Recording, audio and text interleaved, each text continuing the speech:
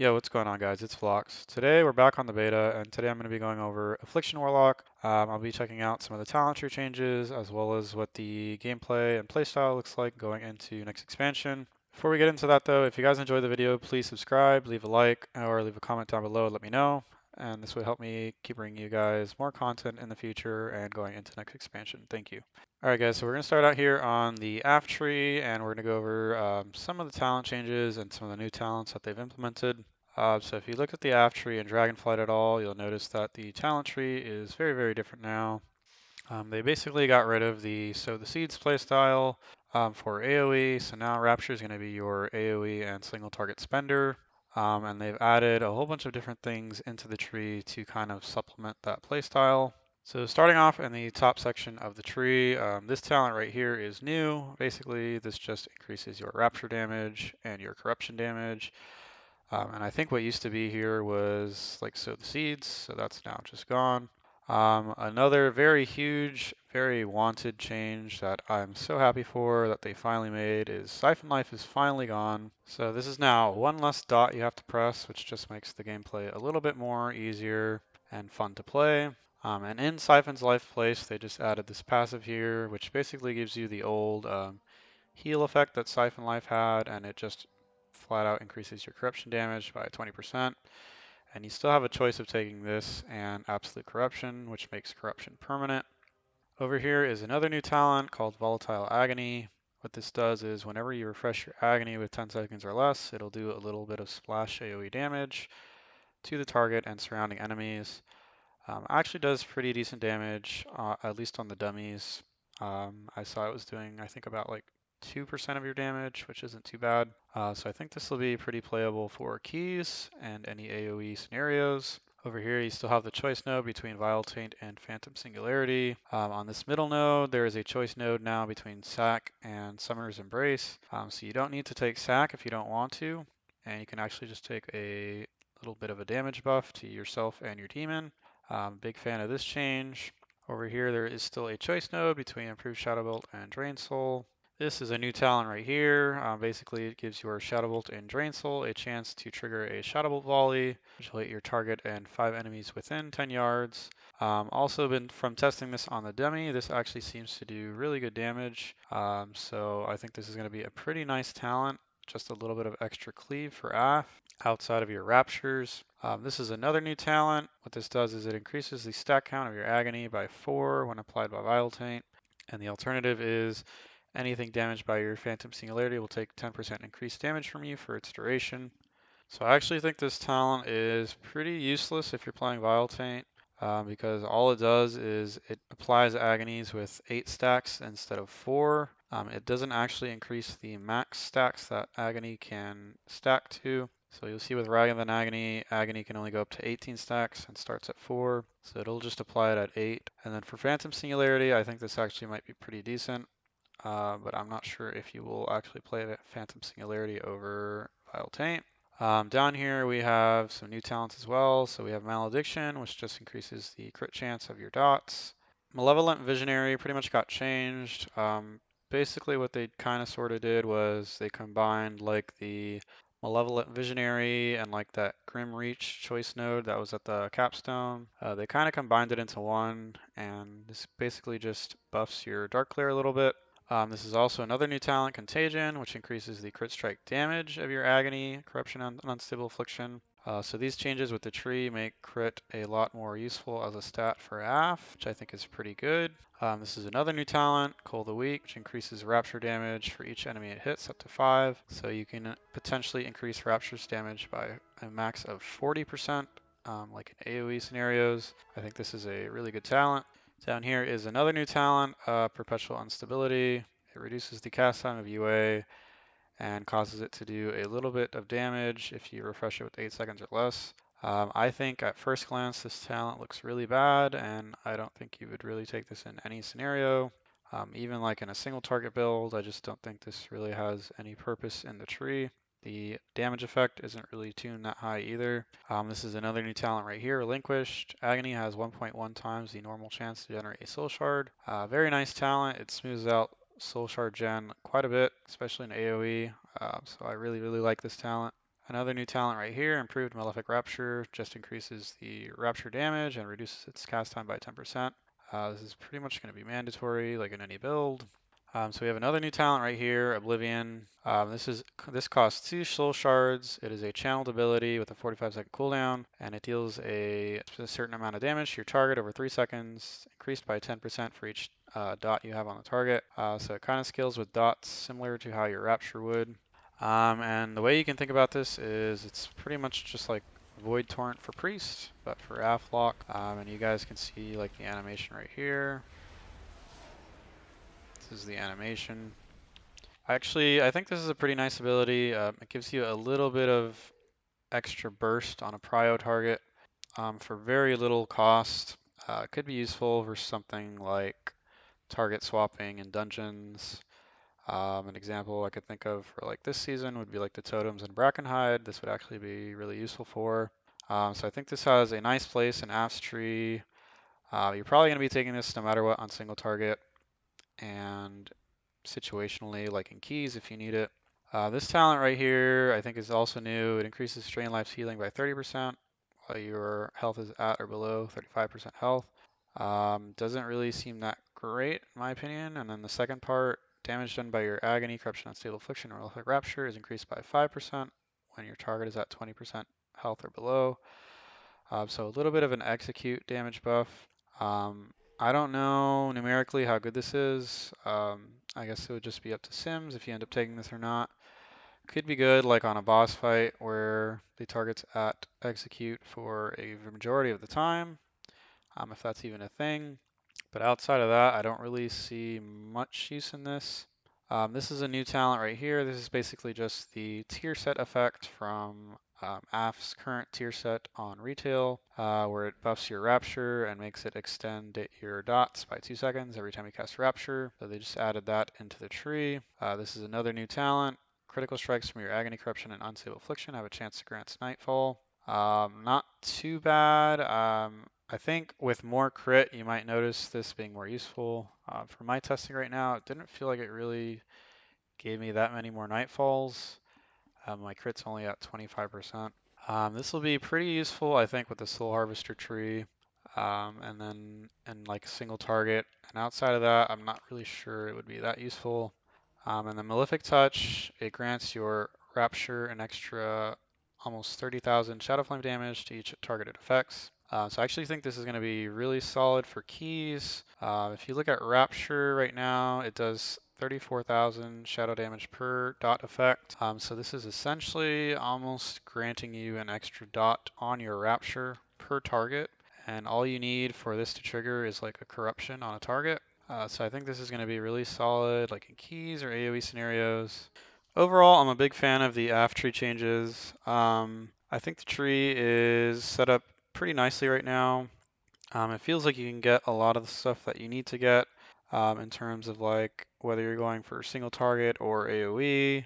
I think they added a lot of very nice talents that supplements the Rapture playstyle. I was pretty hesitant at first when they announced that Seeds of Corruption was getting taken out as like your AoE spender, just because I remember when like Rapture was first implemented, it was a real pain to play in AoE and it kind of just felt really, really bad. But I think with the removal of like Siphon Life and all these extra talents, it's going to feel a lot better. So we're going to get into some of the playstyle demos for AF with the two different hero trees, and I'll go over them as we get into the playstyle demos. Alright, so the first hero tree we're going to go through is Soul Harvester, and I'll show you guys what a single target and an AoE build with Soul Harvester might look like. So the Soul Harvester tree is basically centered around this demonic soul. So occasionally while you're doing your rotation, this demonic soul is just going to pop out and do some extra damage to your target. So you see right there, that's what it looks like. I think visually looks very, very nice. And this tree has a lot of interactions with like Nightfall and Shadow Bolt. So you're going to notice that your Shadow Bolt or Drain Soul damage goes up by quite a bit if you're using this tree. Overall, I think the tree is pretty cool, but I think it's definitely worse compared to Hellcaller. Hellcaller gives you a lot more Soul Shard gen, which is just broken, and it interacts with the kit a little more since it just replaces and improves one of your dots. I'm not going to go through each talent in the hero tree one by one. You guys can always just go online and read them for yourself if you want. Alright guys, so now I'm going to go through the single target build I was using for Soul Harvester, and I'll show you guys what the gameplay kind of looks like on a dummy. So I'll just go through some choice node options and why I have some stuff taken on the choice nodes. So the first thing with the Soul Harvester tree, a lot of the stuff is pretty buggy right now and does not seem to be working properly. I think this talent doesn't seem to be working properly, as well as this talent right here. So you're potentially missing out on a lot of damage right now, which I think might be skewing this to seem a little worse than the other tree. So hopefully they fix all that stuff. But with this tree, the only real option you have are these two, which are both on-kill effects. But these will proc on a single target thanks to this talent. Whenever you consume Nightfall, one of these two will proc, guaranteed. So when this procs, it is still an RG chance to gen a Soul Shard, and when this procs, it is a guaranteed damage proc. I'm just running this because I want extra Soul Shards. Over here, I'm taking Siphon Life over AC just because Corruption is not that hard to maintain on a single target, and this just gives you more damage. Drain Soul is very buggy on the beta right now, and just consistently keeps casting itself. So it will overwrite your Nightfall procs and waste them, which is really annoying. So you kind of just have to play with Shadow Bolt right now. I'm literally never going to take Sack with this option available now. And then I'm just playing Vile Taint because I'm used to it. And I think Phantom Singularity, if you're going to take it, you have to play this talent. And right now this talent is tuned very well. It does really good damage on single target. And you only need one of these to path down. So I think you just take this, and then I end up playing Vile Taint. And then I'd say the only other option you might have is like maybe down here. Both this talent's pretty good on single target. Still does about like 2% damage, which isn't bad. I was playing this because this tree plays heavily into Nightfall. But like I didn't really notice it giving me that many more Nightfalls, so maybe I just need more crit. Alright guys, so this is what the single target rotation would look like with the build I was playing. Plays very similar to live right now. You still apply Haunt, all your dots, Shadow's Embrace, send your Vile Taint Soul Rot. This is what Oblivion looks like.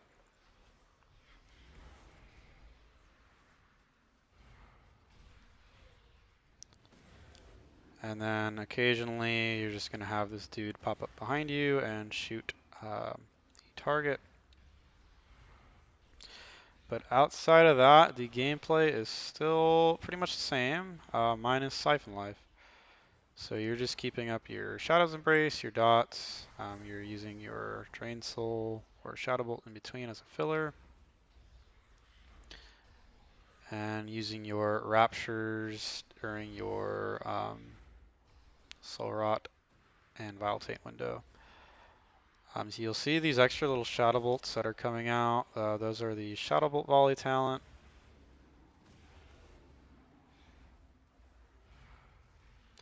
See right there, I had 2 Shadow Bolts go off. That's the Shadow Bolt Volley.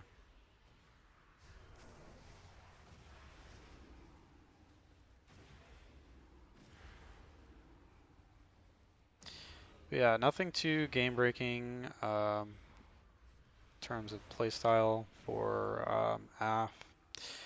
But I will say having Siphon Life gone is just so nice.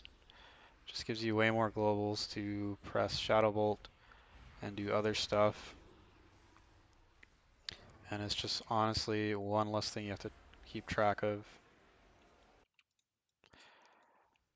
So this is what the damage breakdown for a single target would look like with the Soul Harvester build that I was running.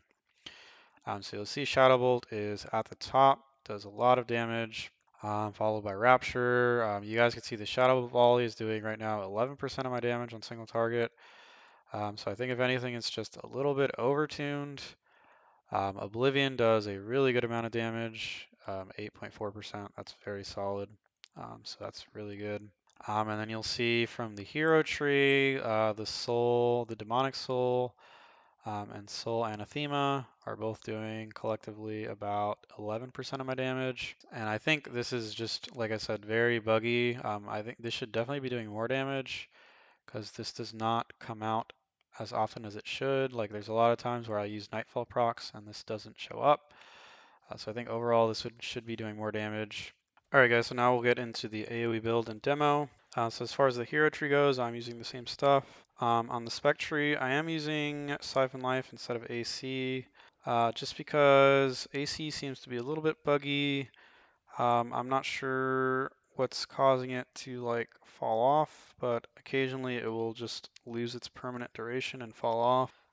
So I'm just playing Siphon Life right now instead. Normally in AoE, I would probably go with Absolute Corruption instead. Playing without Drain Soul again, just because it's buggy. Same thing here, I'm not going to take Sack. Vile Taint's just better for AoE since it applies Agony. I'm taking Sacrilash instead of Malevolent Visionary. We're dropping this stuff here just for the Soul Rot talents. These are a lot more valuable in AoE. And then I swap Ravenous Afflictions for Malefic Touch since this is actually pretty good for AoE too. And then everything else is the same. Alright guys, so this is what the AoE rotation would look like with the build I was running for Soul Harvester. So you still apply your corruptions with Seed. You want to put Haunt and UA on the prio target.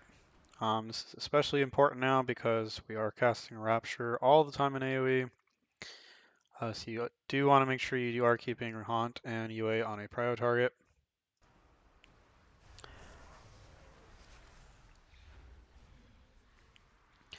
Outside of that is more or less the same. You send your Vile Taint with your Soul Rot, and then you start casting Raptures. Instead of Seed, normally you wouldn't have to reseed, especially if you're playing Absolute Corruption. You are still going to have to manually keep your Agonies up, since Vile Taint will not be off cooldown fast enough. You can see the Shadow Bolt volleys going off there. But yeah, same as for single target, nothing too crazy game breaking in terms of AoE. Gameplay changes, most of the differences in the AoE gameplay changes are going to be from the changes to the spec tree versus the hero trees. And if you guys want to see what a damage breakdown might look like for AoE with Soul Harvester, this is what it would be. So Rapture's at the top. Your next two are going to be the Demonic Soul and Soul Anathema from the hero tree.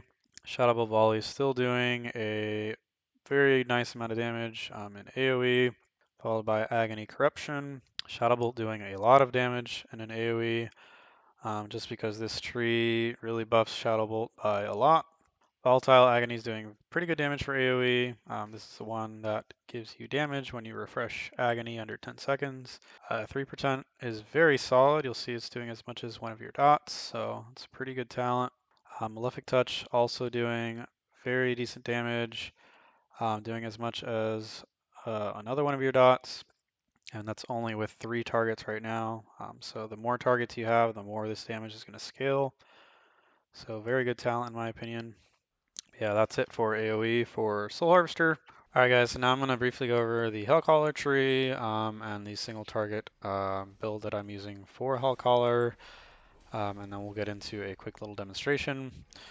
So the Hellcaller tree basically revolves around replacing your corruption with a new dot, which is Wither. This dot gains a stacking effect similar to your Agony. So it's going to be very important to not let this fall off, since you will be losing a lot of damage in all of the stacks if you let Wither fall off. That's basically the main idea of the tree. It just replaces the dot. It has some interactions with your kit based on the dot.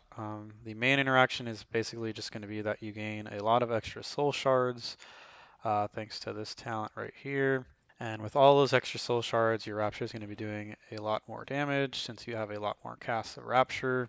You also get this nice, cool little 1-minute cooldown, which gives you an extra bit of haste. And during this cooldown, you're going to notice that you're getting a lot more free Raptures. Also, the cooldown has a nice little visual effect, as you can see right here. It looks kind of similar to the old meta for Demo, and it lasts for the whole duration of the buff. So pretty cool. And again, if you guys want to read every talent in the tree, you can always find that stuff online. This is the build I was running for single target. So pretty much same as the Soul Harvester build, except I'm running Malefic Touch instead of Ravenous Afflictions. This tree is centered less around your Nightfalls and more around your dots and casting more Raptures. And you're going to see when I go over the damage breakdown that Malefic Touch is still doing a really good amount of damage for single target. Alright guys, so this is what the single target rotation might look like with the build I was running for Hellcaller.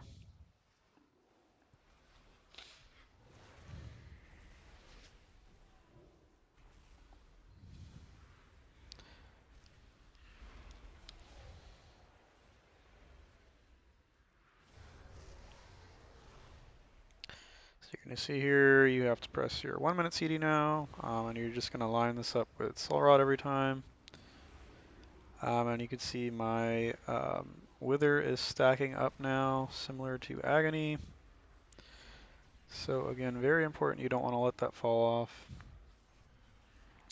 Outside of that, you are basically just doing the same thing.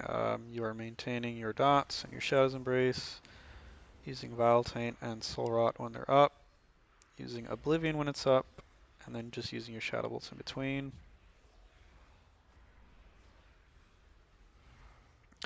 So the main difference with this tree that you'll notice, like especially if you're in-game playing, is that you just have a lot more soul shards.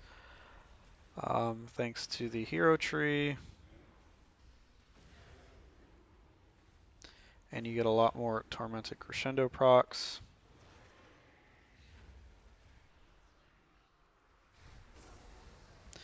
So here at 1 minute, I use my Soul Rot and the cooldown again.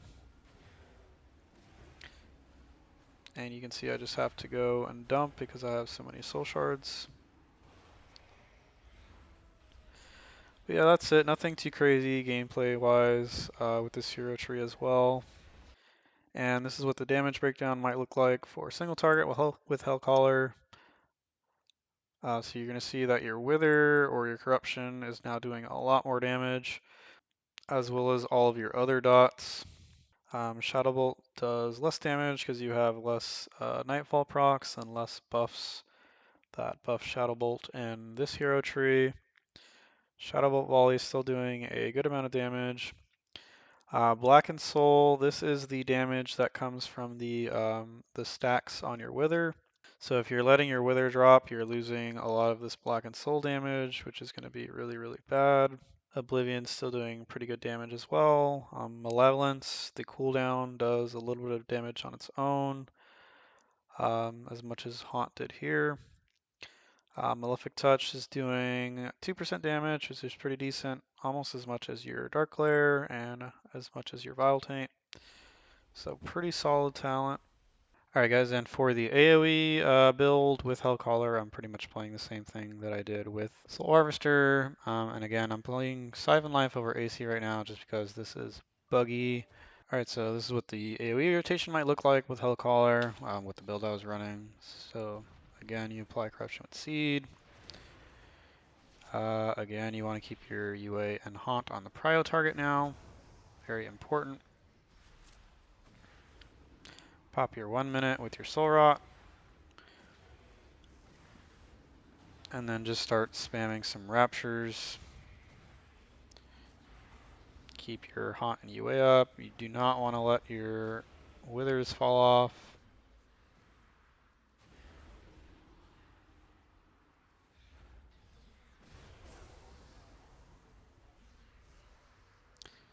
But more or less the gameplay is very similar to Soul Harvester. But you're going to see right now, especially with this tree, I'm getting really capped on shards. Like, I'm getting near capped on 5 consistently. Sometimes you just don't have the globals to spend shards because you have to refresh other stuff.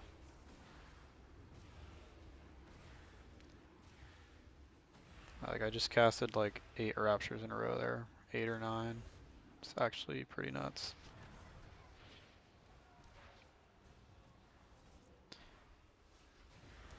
With this tree, you're definitely gonna have to play AC, I think.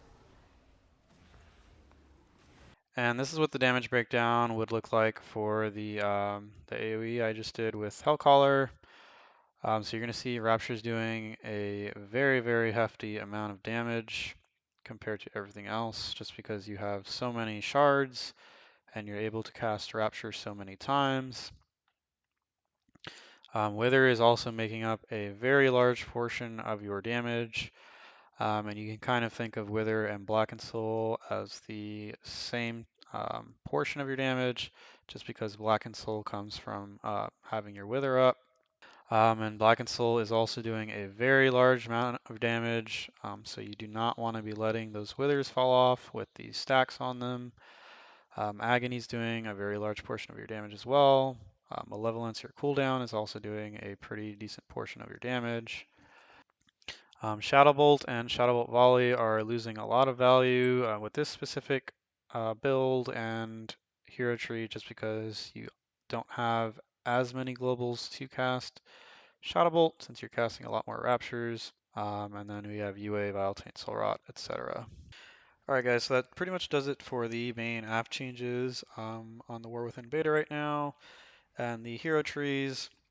Overall, I'm pretty satisfied with the app tree changes. The gameplay is a lot more smoother with the removal of Siphon Life. It doesn't feel like you have to sacrifice like a crap ton of AoE to get more single target, and vice versa. It doesn't feel like you have to sacrifice like a crap ton of single target just to get more AoE. Like the tree just feels pretty balanced overall. Like you can get a good mix of both and not really have to lose too much. Overall, nothing has really changed on single target. The main gameplay differences is going to be like an AoE with Seed. And what that's mostly going to do is change AF's damage profile from like really bursty AoE. It's like mostly pad AoE. It's going to change it into more of a prio funnel spec, where you're doing pretty decent AoE with like really, really good funnel onto a prio target. Which is really not a bad damage profile to have, especially for like really, really high keys. We'll just have to see how good the AoE ends up being once tuning and everything goes live in the next expansion. But overall, I'm pretty optimistic, and I'm definitely going to be checking out some AF going into next expansion. Going forward on the beta, I am planning to do M plus testing if and when that does come out. I will be checking out probably all of the Warlock specs with M plus testing, so be on the lookout for that. But other than that, let me know what you guys think of the changes, if you like them. Remember, like the video and subscribe if you enjoyed or found it helpful, and I will see you guys in the next video.